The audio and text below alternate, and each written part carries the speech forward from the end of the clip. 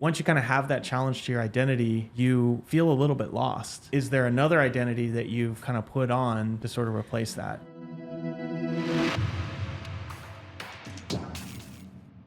What's up, fam? It is Coach Jay. I am here with Just Coach Rebecca. Just Coach Rebecca. Just Coach Rebecca. Last weekend, you did a lifting competition here at the gym, and you set a new personal record on your clean and jerk, and got real close to a personal record on your snatch. Yes.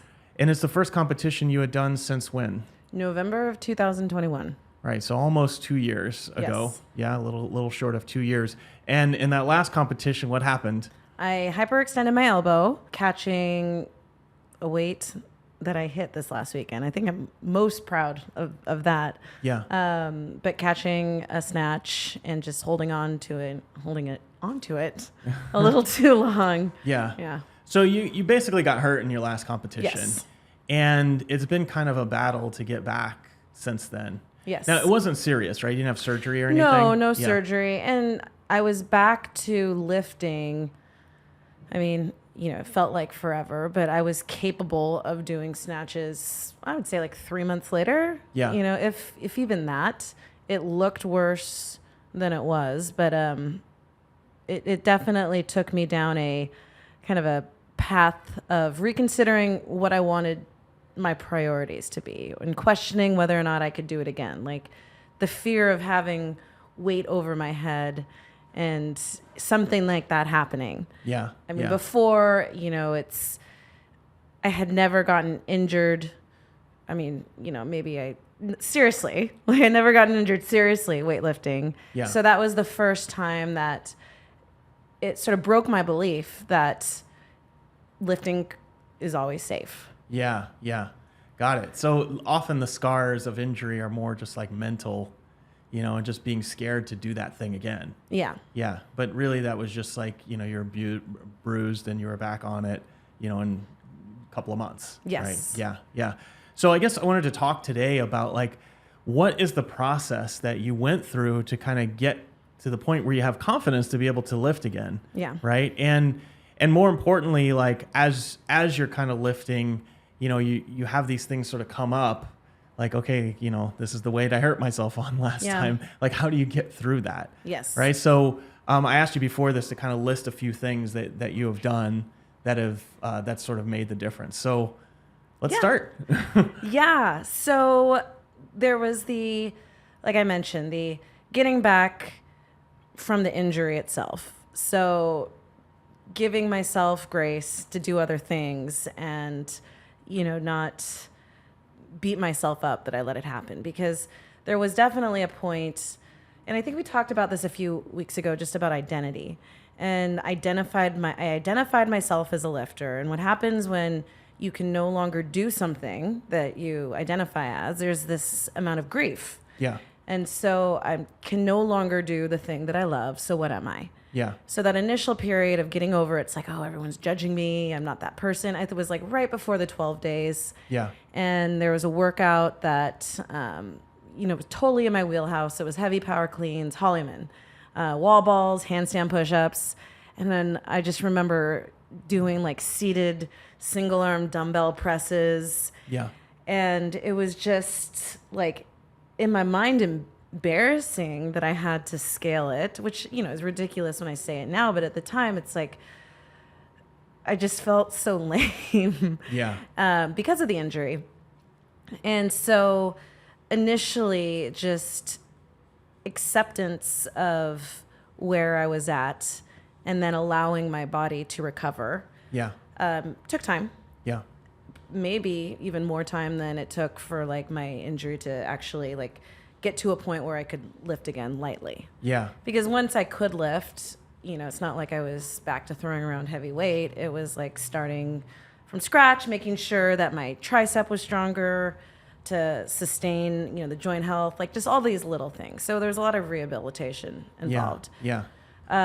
So as I was doing that, it made me wonder, is this what I really want to do? Like, do I want to continue spending 5 days a week lifting? Yeah. And, it was around the time of the Open that was coming up as well. And considering that I had really only started doing more than 2 CrossFit workouts a week.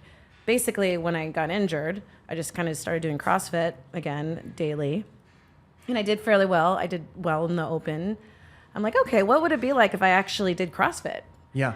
And so that thought crossed my mind of like, maybe I just accept where I've come as a lifter and I've peaked, but I can lift heavy enough.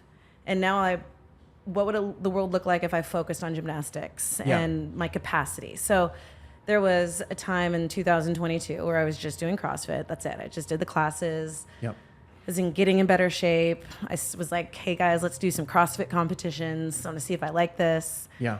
And I had fun. It was fun to like not constantly be thinking about, okay, I got to warm up all by myself to do this lift. I got to go through the motions because sometimes it gets boring.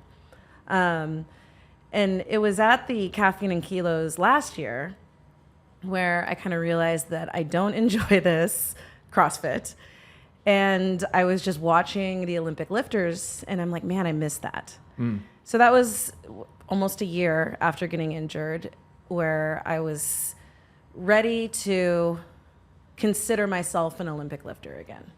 Yeah. Like before, it was just something I was good at in CrossFit, but it wasn't something, and I would just do it when the class did a cycle of Olympic lifting, but it was no longer let me try to get better at this. Right. So that was the first time I was like, all right, I'm ready to, get back to it. Yeah. So you had this sort of crisis of identity of things that you weren't able to do immediately afterwards. Mm-hmm. But then as you kind of got back to it, you're like, okay, do I want to put all this effort into being a lifter? Yeah. Which you you considered yourself an Olympic lifter before. Yeah. Yeah. Yeah. And, you weren't sure about the answer. So you tried some other things and then now you're coming back to it. Yes. Yeah. Yeah. Okay. So that was like, I guess a year ago now. Yeah. It was about a year ago. So then I started, weightlifting is a weighted sport. You got to weigh in. Yeah. So there was a lot of, again, identity around what weight class am I in? Yeah. Am I a 64 kilo lifter? Am I a 71? Like at one point when I was during COVID and I had lost a bunch of weight, there was a moment where I'm like, oh, I could even go down a weight class. And if I go down a weight class, I would be unstoppable if I can keep lifting the numbers I'm lifting at my age. Mm. So, I was on this trajectory, and in that year I gained weight. And so in order to get back down to the weight class I'd been competing at, I was like, do I really want to do this on my own? Mm. So that's when I hired a coach. Yeah. The first step was what? Just figure out what identity you wanted to take on? Yeah, I would say the first step was like just evaluating whether or not I'm doing this for the right reasons, and is this what I want to do? Like, are you doing something because you feel like you have to? Like, this is all you know? Yeah. I mean, at that point, I'd been so stuck in my routine of just Olympic lifting that it almost, if I had a day where I didn't do an extra 2 hours of Olympic lifting and then a CrossFit workout, it would felt like I wasn't doing enough. Yeah. And so I don't want to exaggerate and said the year of CrossFit. It was like probably 6 months in reality. Yeah. But that 6 months of CrossFit, I proved to myself that I could still lift, I would say like 90% of what I did like on a good day, in like my regular no bowls and without having done 2+ hours of extra lifting every day, and I was fine. So yeah. I was still capable of lifting those numbers. So did I want to? Did I want to spend that extra time? So yeah. At some point it became like, let me just figure CrossFit out, see if this is what I really want to do. Yeah. And then it was like, okay, do I want to dedicate all this extra time? Is it enough? Yeah. Like, what's going to give? Yeah. So, yeah, it's just the way that I was doing it before I got injured wasn't the way that I wanted to do it. It wasn't. Yeah. You were spending a ton of time lifting and working out. Like, it was just a lot. And then, and I was fortunate, I guess, because it was COVID. So I didn't have anything else to do except work out all the time. You had other stuff to do. Yeah, but I mean, I had more time. My son was younger, and so he didn't require. I mean, he required a different kind of attention. Yeah. So circumstances were different, and so going into this, I was like, do I want to commit the same way that I did before? Can I be as good, not committing as the way that I did before? And so even when I hired a coach, I didn't take it as seriously. In fact, I told my coach, I'm like, I don't want to spend more than like an hour lifting. And I still want to be able to do CrossFit some days. And, this is back when I want to do a muscle up. And so originally I hired her because she was a gymnast, and then she also did Olympic lifting. And she had a program like years back, I think gymnastics for weightlifters. And I remembered reaching out to her like a few years ago about it. So I was like, cool, I consider myself a weightlifter. I want to get better at gymnastics. This seems like a good fit. Yeah. So I hired her, and what ended up happening is I ended up getting much better at lifting and realizing I don't enjoy gymnastics, and I just don't really want to put in the work for it. Yeah. And that's okay. I'm not sure where the question originally started. So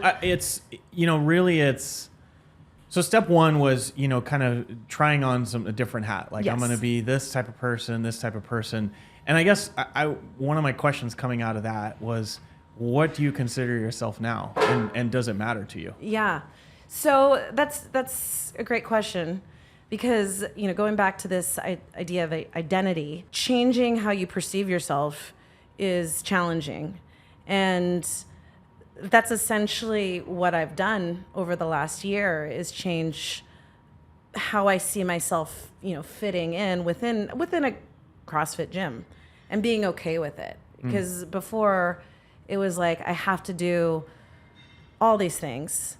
And now I'm kind of accepting like what I'm doing is enough. Yeah. Yeah.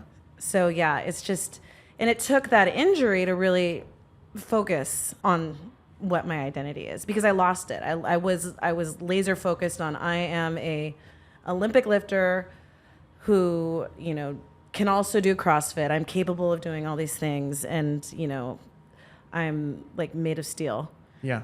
What do you say now? Now I give myself grace, and I acknowledge I'm tired sometimes. I don't feel like working out and doing 3 hours of working out. Yeah, but what do you call yourself? What do I call myself?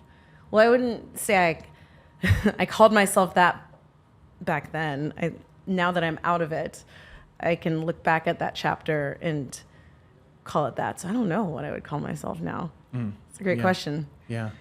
No, I mean, because that's part of it, is just like, we have clients that come in here and they do, we go to lift, and they realize that they are not as strong as the person next to them. And they've always thought of themselves as strong. And then they realize, like, actually, there are a lot stronger people here. Then it can challenge your identity. Do they let go of this identity of being strong? Yeah. Do they, focus on, like, once you kind of have that challenge to your identity, you feel a little bit lost. Yeah. And the question is there another identity that you've, kind of put on to sort of replace that? Now I will say that a good mantra, I would call it, or an affirmation, whatever you want to call it, is like, I am evolving. Yeah. So it would be a identity of growth. So I'm open to the fact that what I am today is not necessarily what I will be tomorrow. And I am allowing myself to be okay with it. So we're talking about injury, and I'm sitting here with a sprained ankle because, I rolled it while running. And me, a year ago, more than likely would have just been like gray cloud following me around, raining just down. Yeah.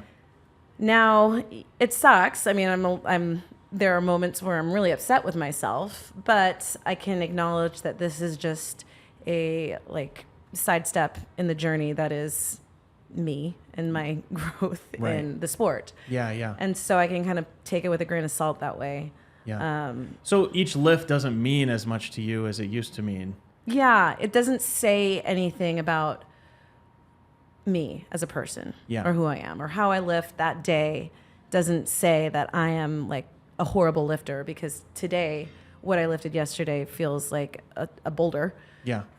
It just, the nature of the sport and just the nature of life in general. It's just some days are harder than others. Yeah. Okay. So easy first step is to scramble your identity and come up with a new one. So that's great. And the second one is hire a coach. Mm-hmm.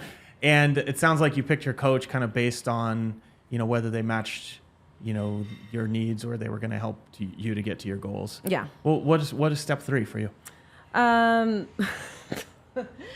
So I wrote gain weight and eat more. But, going back to kind of being tied to that 64 kilo weight class, I had cut weight in the past using, a set of macros from Precision Nutrition or something. And so I sort of just stuck eating like this certain number of calories, certain number of macros.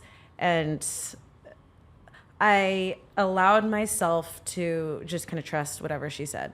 Yeah. So she told me to eat more. I'm like, cool, I'll just eat more. Yeah. And I did it. I gained weight, and I had to, work around being okay with what was on the scale. Yeah. And again, going back to identity, no longer being a 64 kilo lifter. Yeah. But I'm stronger because of it. Yeah. So, yeah. Yeah. So, okay. So we're talking about kind of recovering from injury, but you're basically saying you wanted to get stronger so that you basically you had more sort of headroom to be able to do those weights? I'd say that part of this, one of the reasons why I was hesitant to go back into lifting is just the amount of stress and pressure put on me by myself around weight, like just body weight. Yeah. And so the day that I got injured, I had been cutting weight. So I just remember, because it was in Reno, and I remember trying to find a place to eat the night before, because you can't really bring your own food. And I mean, that's the thing, is you're tied to your own food, little salt, you're not eating carbs. Yeah. At that point, I wasn't drinking water either, because I was water cutting. Yeah. And it's just being so miserable. And I weighed in, I barely made weight. So there was like the anxiety all morning of making weight. And I made weight. I tried to eat, but I was nervous. So some of that injury was just due to cutting weight and not allowing myself to, respect that I was probably hungry and underfed going into it. Yeah. And then tying into having a coach, I didn't really have a coach to guide me through cutting weight. It was all like me doing it on my own. Yeah. So just needing someone to say, hey, so don't expect to lift as much as you did last week when you were eating like a normal person. Things are going to feel heavier. This is the cost of cutting weight. Yeah, yeah, yeah. So when I say like gain weight, eat more, it's like being okay with the fact that, lifting in a certain weight category doesn't say anything about me. I think before it was like I had to lift in this weight category because it's lighter, and the fact that I can lift these weights at this lighter weight, like this says something about who I am, and I'm a great lifter. And so just getting over that. And how did you get over that? I mean, it's the weight on the scale is always challenging. And I think that this past meet is what helped me get over it. So, it took almost 2 years, but I felt so good lifting. And I remember about a month ago, I went to my coach and I'm like, hey, what are your thoughts about me cutting weights for this? I know it's not an official meet, but this way I can see how it'll go for caffeine and kilos. And it's great because she was just like, why? I'm like, oh, I don't know. I always just lift at 64. Okay, this is how it will feel. And then like, how much do you weigh now? okay, so you're cutting, X percent.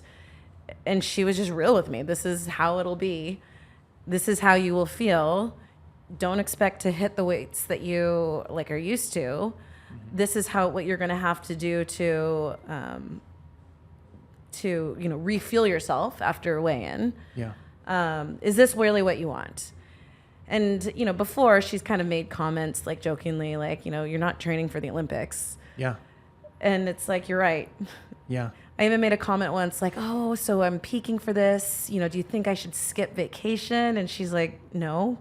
Yeah. Why? Yeah. Oh, I don't know. Yeah. So I mean, having that perspective, and it's interesting because I've had similar conversations with my own clients. I was going to say I've literally had that conversation and I was the coach and a client has said something like that and I can be absolutely reasonable and realistic with them. But when you're dealing with your own self, it's the rules that you apply to other people suddenly don't apply to you. And I often joke that Heidi's always been my voice of reason in the sense where I just remember during COVID, I would have already done a workout and I was feeling tired, but because you guys were doing some random competition workout, I'm I want to be a part of the team. So I'd first call Heidi. I'm I need a voice of reason. I just lifted for 3 hours. This is what I did. I want to do the workout. What are your thoughts? And she's like, that's stupid. You don't need to lift 5,000 pounds more. Yeah. Yeah. So, okay. There's kind of a lot here. So so you lift more, eat more, basically your goal for this competition was to be able to hit these weights. And that was it. It was actually, it wasn't. Was it? No, it was just to do a competition. Right. Okay. It was really put myself out there, see how I respond. Yeah. And so that was my goal. And then as I got closer to it, I started, having thoughts of, oh, how great would it be if I hit that weight that I injured myself. So that would be the dream. Yeah, but really it was let's just get over the hump of competing, and then my coach wanted me to, prepare for a meet with a cycle geared towards me, based on all the information I'd given her in the past. Yeah. So, okay, so the goal coming in was to do a competition, hit something that felt heavy, right? And as you got closer, you're like, yeah, it'd be great to be able to hit these, weights. So basically number one is, let go of whoever you were in the past. Number two is hire a coach. Number three is you're eating and training to basically just do well, not to necessarily you're not wanting all of it. Yeah. So I guess, I'm trying to think how this kind of relates to somebody that's coming in, they're trying to hit a new deadlift PR, maybe not even necessarily for a competition, and they're scared about hurting their back because they've hurt it in the past. So when it gets close to the time where you approach the weight that you hurt yourself on last time, how do you get yourself to do it? So practice. How did you get yourself to do it? So are we talking day of the competition, or we're talking leading into either it? One? So, I mean, leading into it, I had hit the 155. So I'd hit 70 kilos. Yeah. I think the week before. So I was hitting gradually heavier lifts in my peaking block. So, okay. Let me back up. The first time you go to, lift 155 kilos, why didn't you freak out? Oh man, I wish it was 155 kilos. 155 pounds. Whatever. Yeah. 155 pounds. Yeah. I am Lasha. Yeah. I did. So leading up, so about a month ago, once a week I would have a build to a top single. Yeah. And so I would get to just under 150. Yeah. Put maybe 2 pounds on the bar. Yeah. And bail on the lift. Nope, not happening. And then just kind of laugh it off. And I don't even know if I truly believed I would do it. I mean, there was this definite barrier in my mind where I'll keep trying. This is fun. But there's something in me that's just eek. Yeah. Why would you keep trying if you keep not making it? Well, I mean, not that same day. I'd give myself one lift. Because every week, add a pound. So I can remind myself, okay, I did 145 today. Yeah. Next week, all right, it says build to a top single, ideally heavier than last week. I'm going to build to 147. Right. And 147 feels amazing. I'd be like, oh, you know what? Maybe I'll just try 150. And then 150, nope. Right. And so it took 2 to 3 weeks for me to just sort of say hi to 150, like in earnest. Yep. And I did it. Yeah. And it felt amazing. And it was like getting past this hurdle, like this mental hurdle of 150. Yeah. So I've proven that I can get into the numbers of 1.5. So how many attempts did it take for you to get that? I'd say like 6 over the course of a month. Right. And each time you're getting a little closer to it. Yeah. And then Did you like psych yourself up particularly much? Did you listen to some different music or something like that on the day that you hit it? so the day I hit 150, I don't remember. I was just like 146, I think, felt great. And, you know, I just say to myself, all right, you know, trust your body, trust your strength. And then it just comes down to muscle memory. And I have to turn off my brain where, you know, you first pull it off the ground or, you know, push off the ground. And it's like, holy crap, am I really going to get this over my head? Yeah. So I was able to shut that voice down for a second. How do you do that? You just trust the work that you've put in. Like, if I'm strong enough to do 146 easy enough, like the bar, if I look at, you know, I record myself. So if I look at the video, I can see the bar is clearly high enough for me to get under it safely. I had no trouble standing it up. Everything it wasn't like a, you know, just pull and pray lift. Yeah. So I have the evidence that I'm strong enough to do that weight, probably a few more pounds. Right. Then trusting and seeing that, let me go a little bit heavier. Yeah. And then maybe that 150 is sort of like, oh, I lift it, I hit it, and I'm like, I'm not really sure how I did that. That's generally how I know it's probably my stopping point for the day. But I'll still put on maybe 2 more pounds because in my head I'm like, it's just 2 more pounds. But even me just saying it like that, I can tell you I won't hit that lift. If I'm like, oh, we'll just see. Yeah. So you had to build up evidence that you could do it. Yes. By watching your videos, by seeing, you know, you in different positions. I'm sure there's other like movements that you're doing that support that. Yeah. You know, like snatch balance or something like that. You know, to kind of know like, okay, I could actually do this. Yeah. Yeah. Yeah. I mean, I think that's really important. That's why I wanted to call it out. Is just like, you know, if you are doing something this technical as an Olympic lift, you know, it could be that the sun shines on you brightly that day and you hit a new PR. Yeah. Right? And that does happen. That's happened to me. Yeah. Right? But if you don't believe that you're capable of that, then you're not going to be able to repeat it. Yeah. Right? And so you have to kind of do that. So, you know, you go into this, you're watching the videos like, okay, that looked pretty good. Okay, I could work on that or whatever. I'll give it another try. And that's, you know, at one of those days, it just happened to be that you got 150. Yeah. Yeah. So going into the competition, it was like, I know I can hit these kind of weights. So you had that confidence going in. Yeah. So, and then I had hit 155, I think a week and a half before the competition. That day I just zoned out, didn't look at videos, just like, because sometimes you get in your own head while looking at videos, overanalyzing, and then you have 500 cues, you know, in your head. So I think I was doing snatches on the minute or something, and it was just fast enough for me to load the bar and not overthink what I was doing. So I will say Olympic lifting is very mental. Like, once you're out of the zone, the narrow zone that you're in, it's very hard to keep going. You either have to like take off weight and refocus or just acknowledge that the day is done. Yeah. And I have had those days where I just get interrupted and I'm like, okay, I guess I'm not going as heavy as I wanted. Yeah. That's really good because I have found that any PR for any sort of lift, any big lift anyway, Ollie lifts or, you know, any of the power lifts, it's like sometimes it's just your day. Yeah. And sometimes it's not. And one thing I always tell people is if you can get within 90% of your 1 rep max on a day when you're testing, not every day, but on a day when you're testing, that's probably good enough. Yeah. Right? Because you know, there's going to be some variation.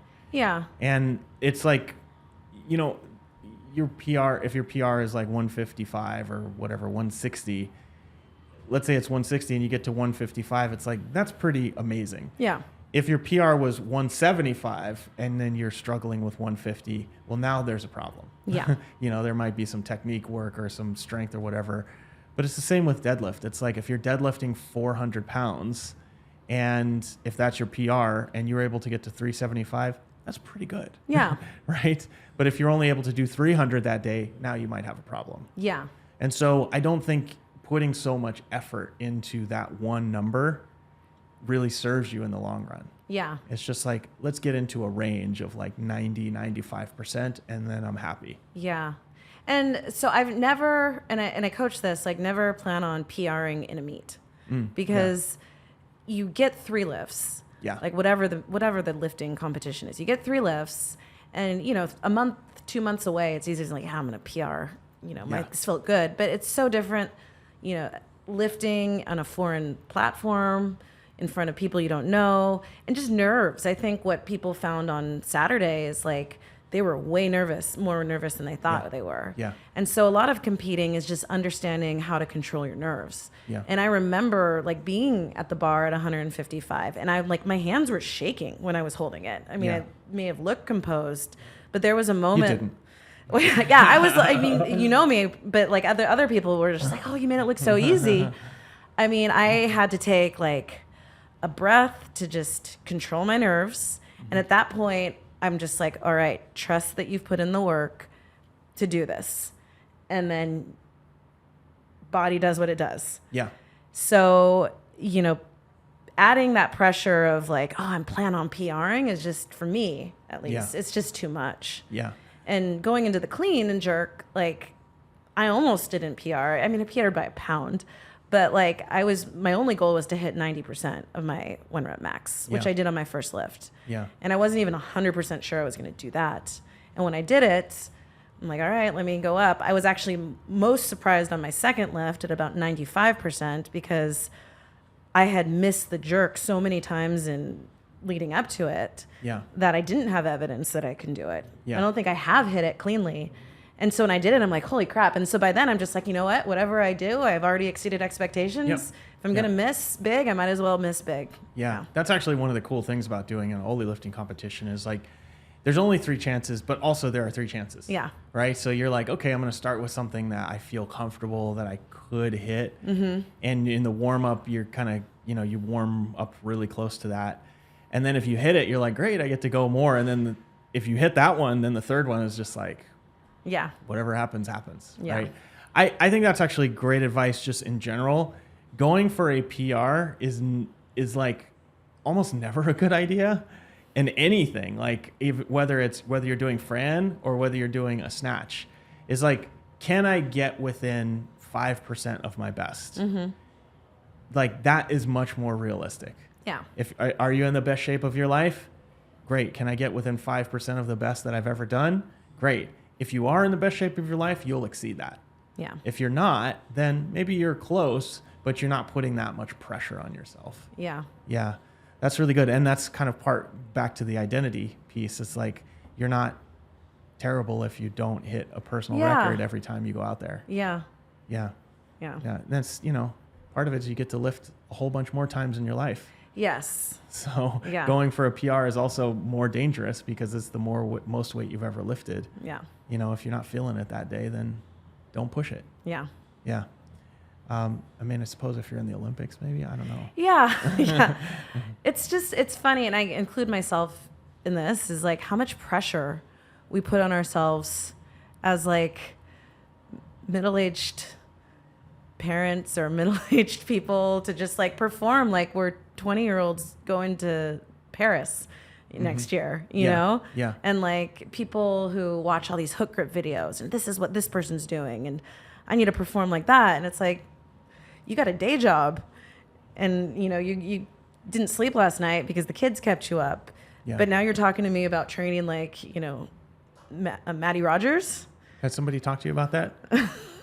Or is that just you talking to Well, yourself no, I mean, in the that's mirror? just sometimes it's me just talking to myself, or it was me. Like, Yeah. you know, I always need to do more. I should be doing more. But it's like, dude, Yeah. you're. Yeah, I'm curious because you were doing 3 hours a day of lifting. Are you lifting 3 hours a day now? No, sometimes I'll only have like 30 minutes to just get it in. So I don't do CrossFit that much. Maybe once a week I'll do a CrossFit workout. Lifting, so really my mobility is what takes the longest. I would say lifting takes less time than warming up to lift.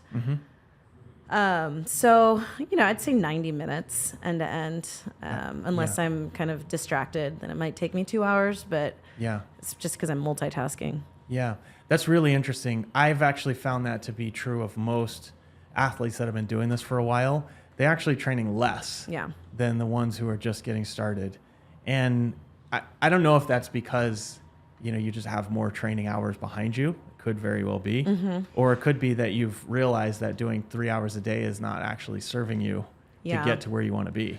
Well, and at first I did have a hard time. And I think I remember telling my coach this, like, I'm so used to doing all these things. And I'm really in one day now, I'm only doing half of what I used to do in a day. Yeah. And I'm spreading it out across a week. So I'm probably doing 50%, if not less, of the volume that I did before. Yeah. And so at first there was this fear that, like, oh, I'm not, you know, there's no way I can get stronger doing this.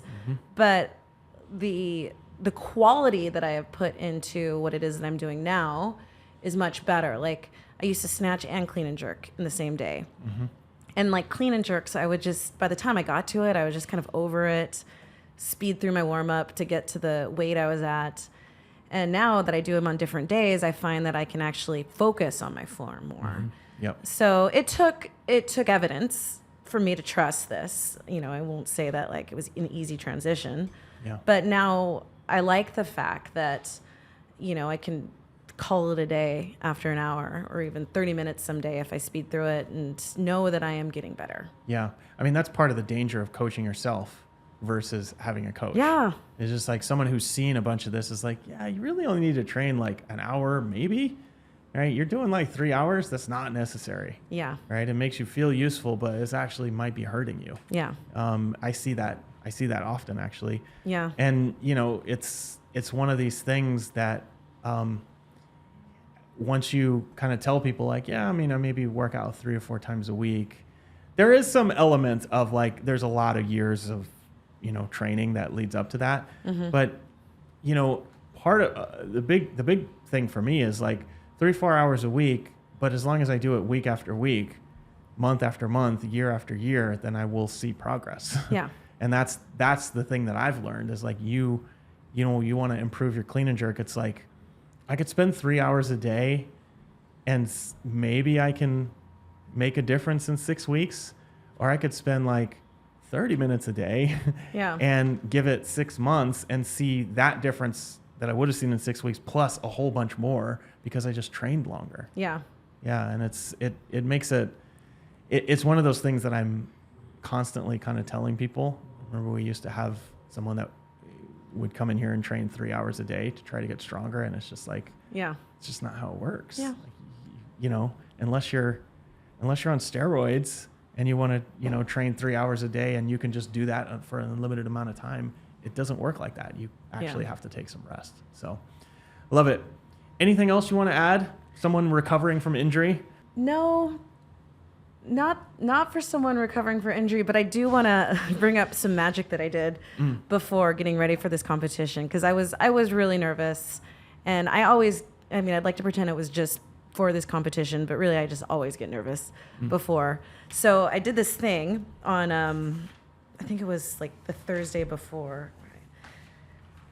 I mean, I wrote out in detail each lift that I did, like just coming in.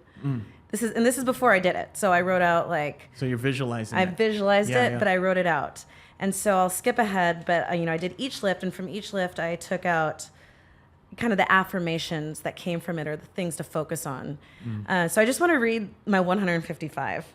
So I had just done this weight the week before. I knew going in the weight would be aggressive, but this is the weight I injured myself on. So there was a bit of redemption needed doing this weight in front of friends and family. Again, my nerves and adrenaline threatened to consume me, but I trusted my body and trusted my strength. I stepped up to the bar, intent on using my legs to push off the ground. I aggressively pulled myself under and punched 155 over my head with tenacity and confidence. Good lift. And I willed it and manifested it into happening. That's what happened. So before I did my lift, and I have one for each of my attempts, I had already kind of planned it through. I would just, kind of read the thing I wanted to focus on that in my brain got me through the lift, and it worked. It was crazy. So, somebody reached out and asked me about, what I did to prepare mentally for something, because I looked shocked when I did some of those things, like how do you get through it? And so writing things down and yes, visualization, but writing it in the past tense allowed me to, when reading it, kind of like it was like I was reading a script that was already written, so I knew how the lifts would turn out. So Is that what you felt going into it? I was really nervous. No, but I mean, like reading through that stuff, you're like, okay, I'm just playing out this script. So this is the first time I did this. So there wasn't 100% belief. But as I was really nervous going into it, it helped kind of tether me to the moment. Yeah. So without having to convince myself and coach myself and give myself words to get me through, just empty affirmations to get me through it, I had it grounded in, this thought process. And so it helped take the noise away. Yeah. And allowed me to focus. So I actually had this, written down. I had it with me where I was sitting, and I would read the next lift before I did it. Yeah, that's really good. Oh, I didn't realize that you went to that detail. That's amazing. Yeah, that's amazing. Excellent. Well, if anyone has questions for Coach Rebecca about her lifts, they can just reach out directly to her. But I'm curious, when is your next competition? I'm doing Caffeine and Kilos, October 7th. So that's another lifting competition. Yeah. So there's the CrossFit competition, there's a strongman competition, and there's an Olympic lifting competition, all at the same time. Excellent. I can't wait to read what you write on that one. Can read that. Are you going to do that again? Yeah. Yeah, I love it. Love it. Yeah. Okay. Excellent. Well, we come watch you lift on October 7th. Yeah. Well, I mean, you'll be competing, right? Will I? I think so. I mean, Rio is going to be doing Olympic lifting, and you can take a spot. Yeah, apparently I got put on a team. So you can see how I approach competition. So awesome. All right. Well, thanks for joining us, and thanks for sharing this story with us. I think this is really interesting also to hear how nervous this stuff kind of makes you, and how the process that you went through to go through it, because I think a lot of people go through that stuff. Yeah. So yeah, we'll see y'all next time. Bye. Thanks for tuning in. If you like this episode, we've got plenty of others. Go check out this one over here.